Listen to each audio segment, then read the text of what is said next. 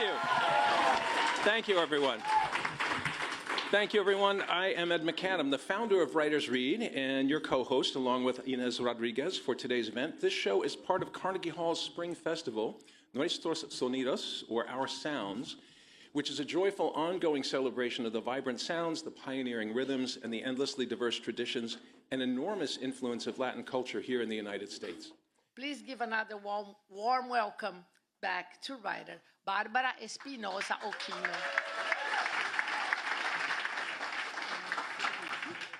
I stared at my bare feet, wiggling my toes to ensure they were perfectly centered on the frayed terry cloth towel. Despite countless washings, the towel was still white, since my grandmother used borax when doing her laundry in Venezuela. My grandparents, uncle, and mother stood on their towels in the living room, ready to buff the newly applied dull wax from our terrazzo floors. As a curious 5-year-old, I anxiously awaited to see the multicolored small stones and marble chips glittering once we were done. My mother carefully lowered the tone arm onto a vinyl record, and then it began. The rousing sounds of the Afro-Cuban song El Manicero, the peanut vendor, permeated the air with all its syncopated clave percussion and brass splendor. Like a shot of adrenaline, we whirled on our towels, polishing the floor as we danced around the living room. My grandmother grinned from ear to ear, my grandfather chuckled, and my 21-year-old mother giggled as she danced with her 15-year-old brother. I jumped off the towel and ran to climb on my grandfather's feet.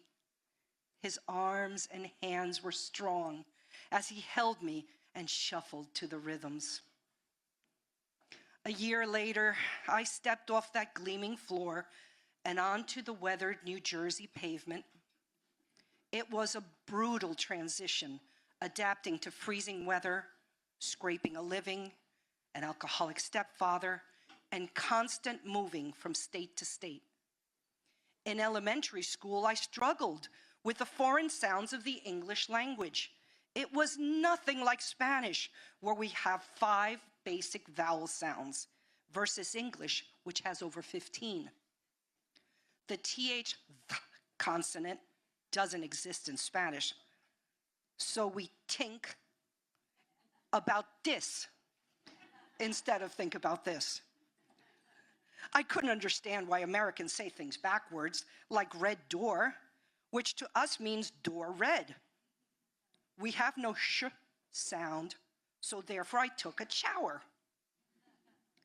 And those idioms plagued me into adulthood.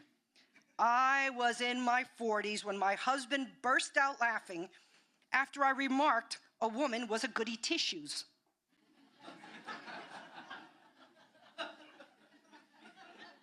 When he exclaimed that it was a goody two-shoes, my jaw dropped. That shoes could be goody? It was our Latin music and dancing that eased the transition and relieved the adversities. Those rhythms marked the perpetual thread that strengthened and connected our past to the unknown. Our festive gatherings were revived during my teenage years when we moved to Hialeah, Florida, where 70% of the population was Cuban. My mother quickly found groups and friends with our Latin spirit and began the December Jubilees honoring Santa Barbara and San Lázaro, celebrations rooted in religion and culture. My parents located caterers to prepare a grand feast of traditional dishes for over 200 guests. Our compact backyard with the chain link fence was transformed as the DJ spun the best of the 1950s orchestras. The terrace pool table was covered with plywood and long red tablecloths to serve as a buffet station. The small patio floor was invigorated with people dancing shoulder to shoulder from early evening until the following morning.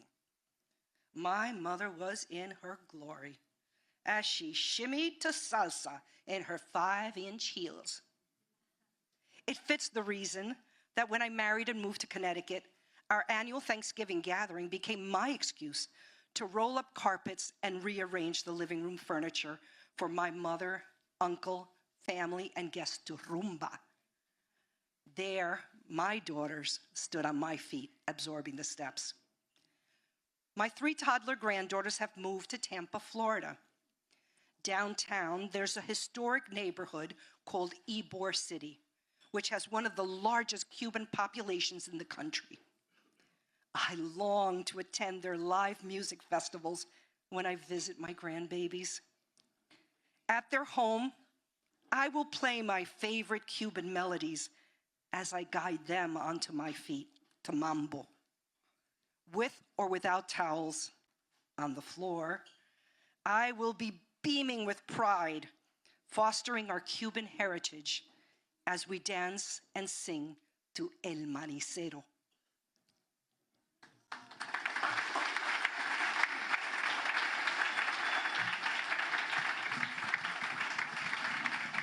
Let's have all the writers come back up here, please.